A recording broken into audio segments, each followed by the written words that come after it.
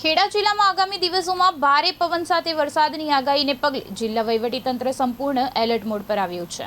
જિલ્લા collector NV ઉપાધ્યાયે નાગરિકોને સાવચેતી રાખવા, બિનજરૂરી બહાર ન નીકળવા, જોખમી અને નીચાણવાળા વિસ્તારોમાં જવાનું ટાળવા તેમજ માત્ર અધિકૃત માહિતી પર જ વિશ્વાસ રાખવાની અપીલ કરી છે।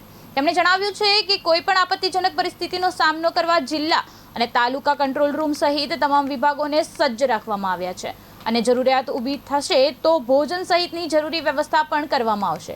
બીજી તરફ નડિયાદના ધારાસભ્ય પંકજભાઈ દેસાઈએ પણ ખાસ કરીને નીચાણવાળા વિસ્તારોમાં રહેતા લોકોને સતર્ક રહેવા અને અફવાઓથી દૂર રહી જિલ્લા તંત્રને સંપૂર્ણ સહયોગ આપવા અપીલ કરી છે।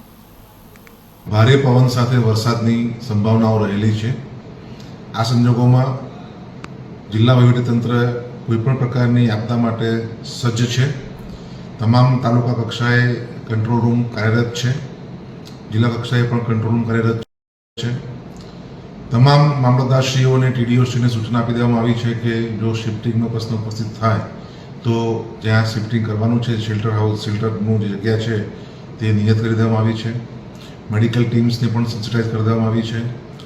આ તબક્કે તમામ નગરપાલિકાઓમાં જે હોર્ડિંગ્સ આવેલા છે, જે પવનના કારણે નીચે પડવાની શક્યતાઓ રહેલી છે, તમામ હોર્ડિંગ્સને દૂર કરવાની પણ સૂચના અપાઈ ગઈ છે અને આજે સાંજ સુધીમાં આખા જિલ્લામાંથી આવા હોર્ડિંગ્સને ઉતારી લેવામાં આવશે।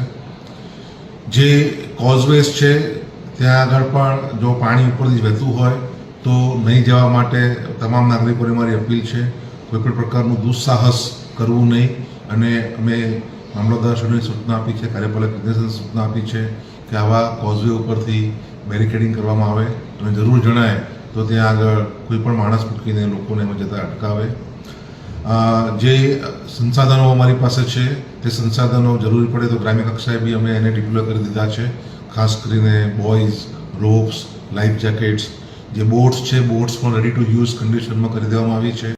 અતિ ભારે વરસાદની આગાહી અહીંયા ખેડા જિલ્લામાં, આણંદ જિલ્લામાં, બાજુમાં અમદાવાદમાં, આ બાજુ બરોડામાં એ આગાહી છે અને એટલા માટે થઈ અને પ્રજાએ ખૂબ સાવચેતીના પગલાંના ભાગરૂપે આજે જે કંઈ ખરીદી કરવી હોય એ ખરીદી કરી લેવી જોઈએ, જેથી આવતીકાલે ભારે વરસાદ હોય તો ભારે વરસાદની અંદર લોકો ઘરેથી બહાર ના નીકળે અને ઘરે જ રહે એ યોગ્ય છે, હિતાવહ છે।